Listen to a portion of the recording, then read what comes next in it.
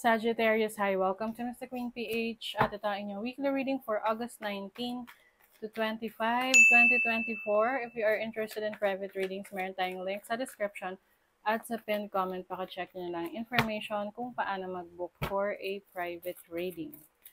Okay, Sag, let's see what's coming to you. Weekly energies, August 19 to 25, 2024. Uy, serendipity. Wow. So, ngayong week na to, kung ano yung mga magaganap, no, for you is meant to happen, no? Para kasi dinadala ka sa iyong destiny, sa iyong life's purpose. And with a clover leaf here, this is a symbol of good luck. So, ngayong week na to, there's definitely good luck para sa inyo, Sagittarius. So, just follow your instinct, no? Kung ano sa tingin mo yung saan ka dinadala ng iyong interest, ng iyong skills, ng iyong kagustuhan. Parang inaangat ka dito, tinan mo. It's like you are following your heart. You are following your passion. Let's see what else. You have message in a bottle. So, meron kang mensaheng marireceive. So, pwedeng ito ay overseas, no? Sa ibang lugar, sa ibang bansa, malayo, no? Galing sa person na parang feeling ko hindi siya makapag-express ng nararamdaman niya towards you. Can be romantic, can be any type of connection na finally mag-open up ito sa iyo. Parang matagal niyang itinago ito eh. You also have poised. So, I think this week, mas mag-aayos ka. Mas gusto mong maging kaaya-aya ang iyong presentasyon sa iyong sarili. Some of you, you will be recognized or ikaw ay maaaring may mga attention towards you ngayong week na to. Pwedeng meron kang presentation sa trabaho, presentation sa school, or you will be parang mas nag-experiment ka sa iyong pananamit. Sa styling mo. Let's see your overall energy for this week. You have the 10 of Wands. O, marami kang gagawin ngayong week na to. Fully loaded ang mga Sagittarius. You have a lot of responsibilities, things to do. Pwede kasing ito yung mga naipon mo pang kailangan mong task. Yung mga task na kailangan mong gawin. And ngayong week na to is pagsasabay-sabayin mo siya na gawin. Kaya mo namang i-handle yan. So don't worry. Your challenge is the devil. Okay, as a challenge, pwedeng merong temptation around you or maaring ikaw mismo yung challenge mo yung sarili mo na i-let go na yung mga unhealthy habits na alam mong hindi nakakabuti para sa'yo. Okay? Pwede rin spending habits yan. Kasi ang the devil energy is about, ito yung pinakamakamundong energy sa tarot. Na yung iba, energy to ng someone who's very selfish, sarili lang iniisip, or someone who is obsessed about something, na kahit alam niya hindi ito nakakabuti sa kanya, sige pa rin, diba? So, yan yung challenge mo, kung paano mo yan i-let go. And then your opportunity is the 4 of Wands. So, maganda to as an opportunity. This is about celebration, solid foundation, stability in your life. Pwedeng pagdating sa home life, sa family life ninyo, things are doing well within the family. Yung iba naman, pwedeng meron kayong mga certain achievement sa inyong bahay. Let's say, nakabili ka ng pangarap mong appliances or pangarap mong gamit sa bahay or nakapagpa-renovate ka. Oo. Or nakabili ka ng bahay, di ba? Your blessing is the Justice card. So, this is bringing balance into your life. So, kumbaga, kahit na marami kang kailangan gawin, ayusin, asikasuhin, mamamanage mo siya ng maayos. And the Justice card is also about karma. This is getting the justice that you deserve. Yung katarungan na dinideserve mo.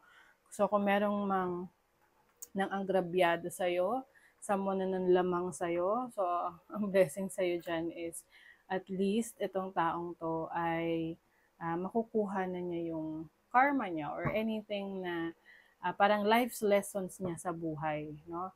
So, sabi nga yung iba, ay, hindi maganda mag-wish ng karma para sa iba. But, kahit naman hindi natin yan i-wish, kung ano yung dinedeserve nila, makukuha nila yon sa tamang panahon. Okay? Based on their life's karma. Regardless kung sa'yo yan may nagawang mali or sa iba. And also, a justice card is about clarity. No? So, ang isa sa blessing ninyo is kaliwanagan sa mga bagay na kailangan nyong pagdesisyonan. Minsan kasi yan yung nagiging reason kaya parang we are feeling stuck kasi hindi tayo makapag-desisyon kung anong path yung iti-take natin. So ngayon, you are now ready to go where you want to go. Your money, career, finances, King of Cups energy, and then the Queen of Wands. Uy, tubig at apoy. Parang may conflict yung iba sa inyo. This can mean a conflict with your boss or someone na like a superior to you. Okay? Pwedeng merong hindi pagkakaunawaan. But I think, eventually, you will try to work things out. Kumbaga parang nagmamatigas lang yung isa rito. Ten of Cups, money, career, finances, energy. This is for fulfillment. Happiness. So, maaring meron kang mafu-fulfill na trabaho, career, or business na yun talaga yung gusto mo. Oo. So, I think this is your energy as well, yung King of Cups and the Queen of Wands. So, parang you are going to follow your heart.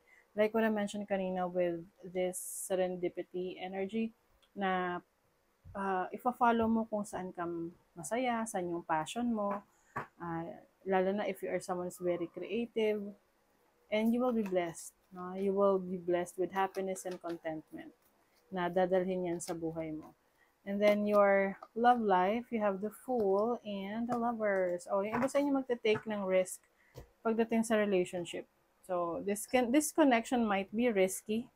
Okay? Pwedeng ito yung temptation na meron sa inyo ngayon, Sagittarius. But of course, alam nyo naman na ang dapat nyong gawin. If itong person na to ay sa tingin mo medyo magiging complicated yung buhay mo rito, so pag-isipan mo muna ng maigi bago ka pumasok sa situation na yan. Okay? And kung papasok ka man sa sitwasyon na yan, just make sure na alam mo yung consequences at ready ka sa consequences na pwede mong ma-experience. You have flowers, happiness. Meron talagang happiness sa inyo. Something or someone is making you feel happy ngayong week na to. Especially with the communication, no? Yung siguro madalas kayo mag-usap, may nag-open up ng feelings. Like what I mentioned kanina, pwedeng merong someone talaga na mag-open up ng feelings towards you. But case-to-case basis, no? Kasi general reading na to.